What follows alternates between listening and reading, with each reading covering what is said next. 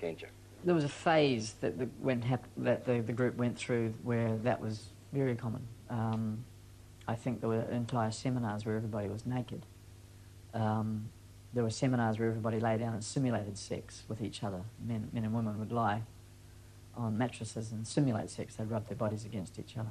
There were nude sessions with individuals and their processors. The idea was that you would clear your any negative energy that you had about sex. Certainly, I had a session where there was actual sex, yeah. There was nothing wrong with it. The processor, the female processor that I had it with was actually very attractive, and it was, for me, a good experience. The dictum that Ken had for us, you're not clear on sex, so you should withdraw from it while you're clearing. And it took people a long time.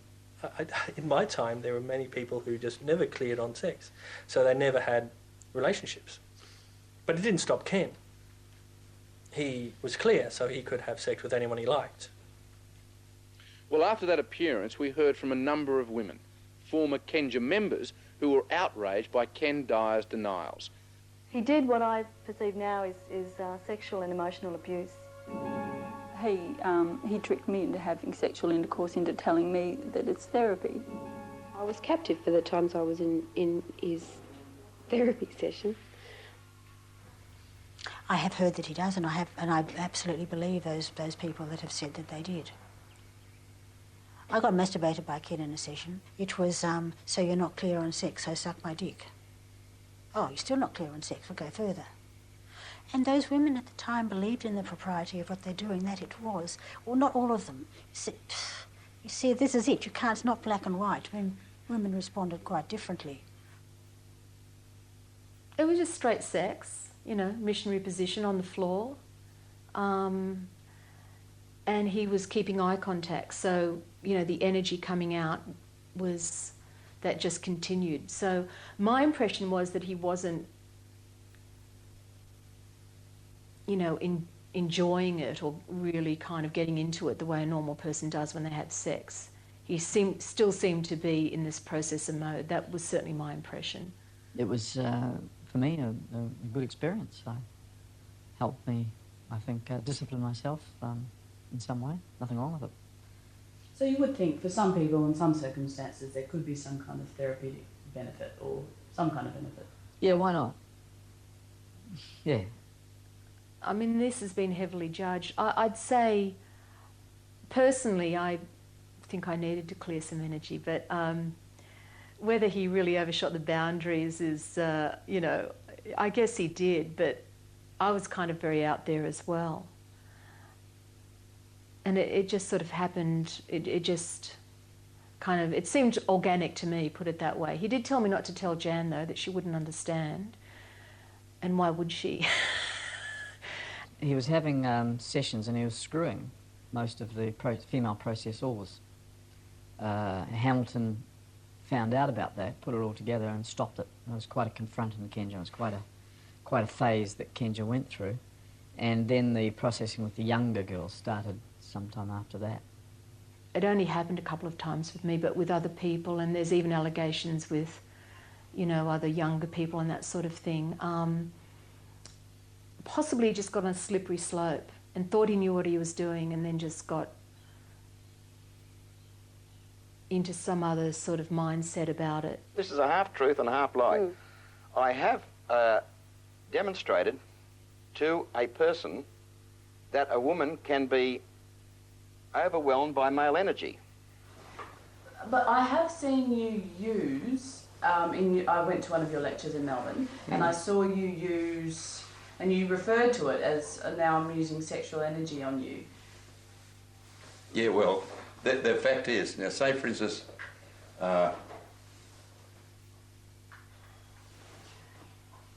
is Emma there? Yeah, she's behind you, yeah. You're sneaking up behind me again. Emma, come over here. Did you have confusion as you got older on sex? Yep. Hmm? Mm-hmm. Did I use sexual energy on you? I did it deliberately. Yeah. Because I wanted you to be aware of that you thought you were uncomfortable with. But when you did it, I knew what your intention was. Oh yes, because I make it obvious, you know. Yeah, so I knew that it was like, I could see very clearly that you were using that to demonstrate something to me. I'd like to say to you, but not. You know, you're changing. Are you breastfeeding, Lisa? Yeah.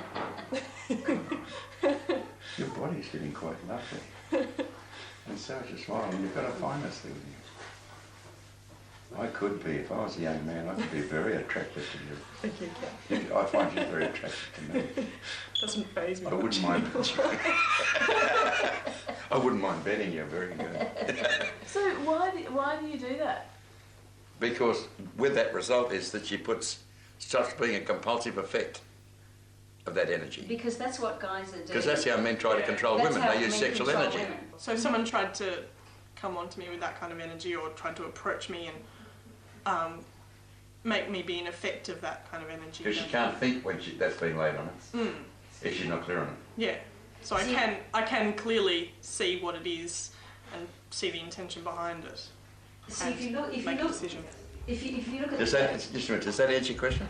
Yeah, because seeing you then do that to Emma made me feel like if I was in Emma's spot, I would feel uncomfortable. Yeah. Oh no, she didn't become because she knows that it's a process. I'm playing a game.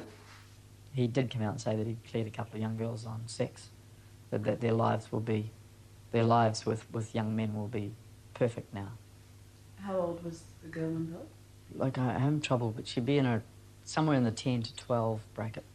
In September 1993, Ken Dyers was arrested and charged with 4 counts of indecent assault and 7 counts of unlawful sexual intercourse with 4 girls aged between 8 and 15. It's alleged Mr. Dyers committed the offences during what he calls energy conversion sessions. 3 years and about $2 million later, the jury took 7 days to reach the not guilty verdict on 3 charges. They couldn't decide on the other 8. But he will have to face the charges again, with the public prosecutor predicting a retrial sometime next year. It was a battle between the forces of darkness and good. This is the sort of stuff that Hamilton was engendering. And she was saying that it was pretty much the same as Christ's battle. Then they came out one day with the information that they now know why they made the allegations of paedophilia. If I'm in jail and I'm a pedophile, there's a good chance I'll get beaten up. And that's what they want. They're actually out for my death.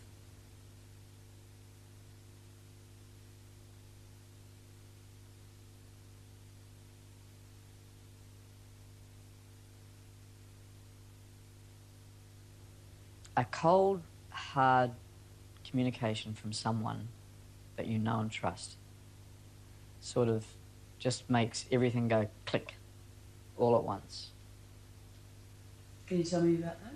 What the communication was? What the communication was? Well, I was told that